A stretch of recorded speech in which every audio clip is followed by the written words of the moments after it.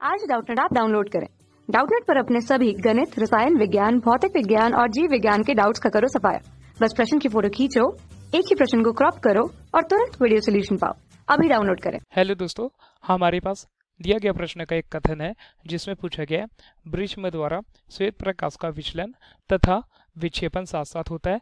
तो यह दिया गया जो प्रश्न का कथन होगा यह सत्य होगा। क्यों सत्य होगा? आइए इस प्रश्न को हम एक चित्र की मदद से समझते हैं कि जब वृष्म द्वारा श्वेत प्रकाश का विचलन तथा क्या वर्ण विक्षेपण साथ साथ होता है तो इस क्षेत्र में हम ए, बी, सी को एक वृष्म मान लेते हैं और इस वृष्म पर सूर्य का प्रकाश यानी कि श्वेत प्रकाश को अपवर्तित करते हैं तो हमें एक घटना दिखाई देती है। तो यह घटना जो होती है वह एक अपवर्तन की घटना होती है।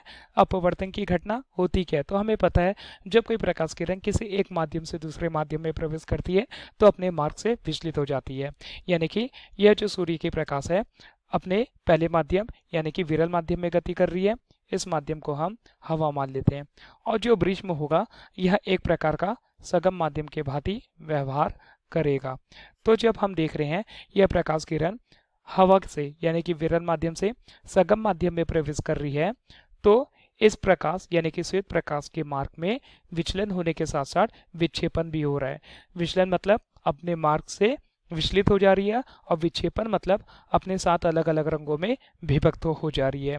तो ऐसा क्यों होता है? इस स्थिति में हम देखते हैं जो हमारा लाल रंग है वह ऊपर की ओर प्राप्त हो रहा है और जो बैंगनी रंग है वह हमें नीचे की ओर प्राप्त होता है।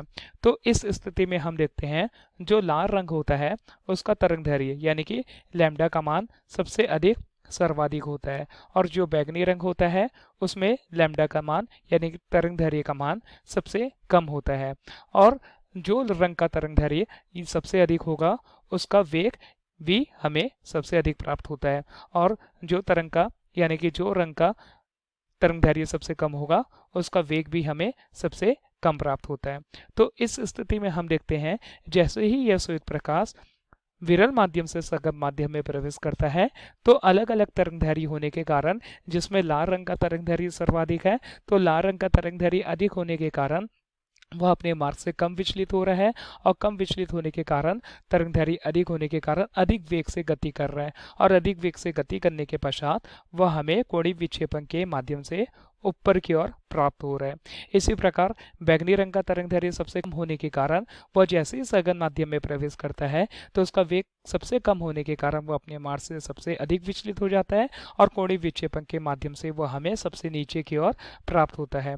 तो प्रश्न के अनुसार हमें पूछा गया था कि वृष्म द्वारा श्वेत प्रकाश का विचलन तथा विक्षेपण एक साथ साथ होता है। तो हमने जाना विचलन जैसे ही प्रकाश किरण विरल से सगम माध्यम में प्रवेश कर रही है तो वह अपने मार्ग से प्रत्येक रंग अलग अलग दिशाओं में विचलित हो जा रहे हैं और विचलित होने के साथ साथ इन रंगों में विक्षेपण भी हो रहा है यानी कि अपने साथ अलग अलग रंगों में विभक्त होने के कारण हमें एक पर्दे पर यह सात अलग अलग रंग प्राप्त हो रहे हैं।